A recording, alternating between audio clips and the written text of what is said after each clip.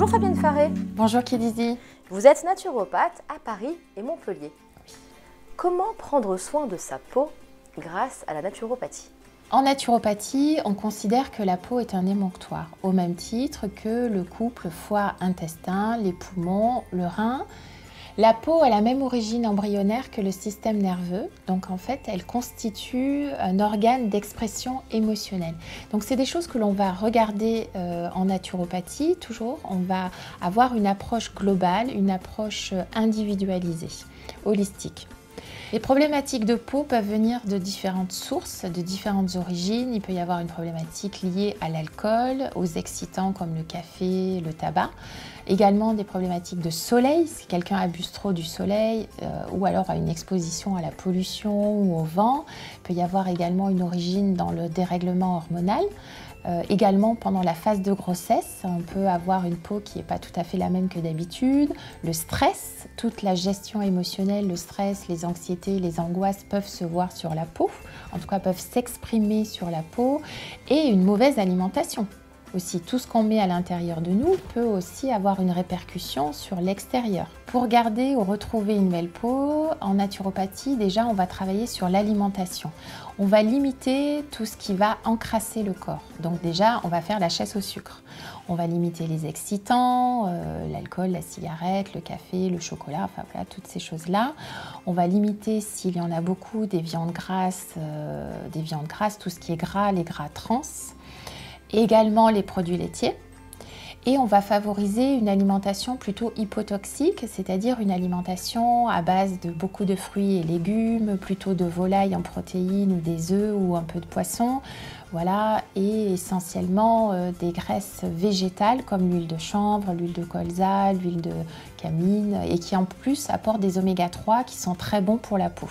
Il y a des oligo-éléments qui sont intéressants pour la peau, comme le zinc et le sélénium, que l'on peut trouver le zinc dans les fruits de mer et le sélénium dans les noix du Brésil.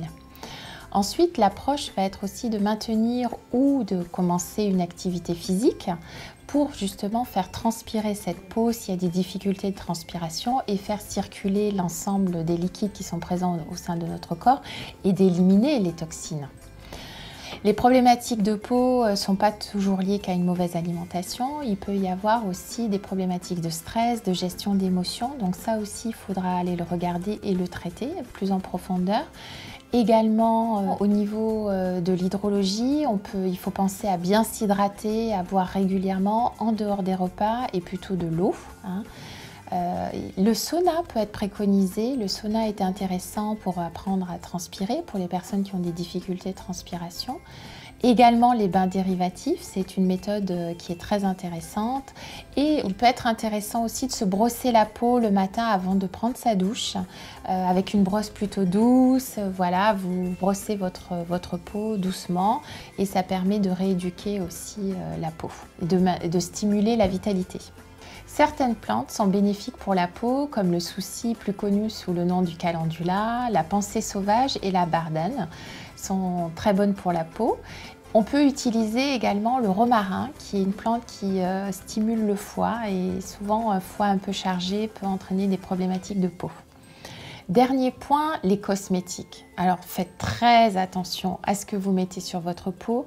C'est une chose que j'aborde aussi sur toute problématique de peau. Qu'est-ce que vous mettez sur votre peau? C'est-à-dire en termes soit de crème, soit de fond de teint, de maquillage et tout ça. De faire attention qu'il n'y ait pas de substances toxiques.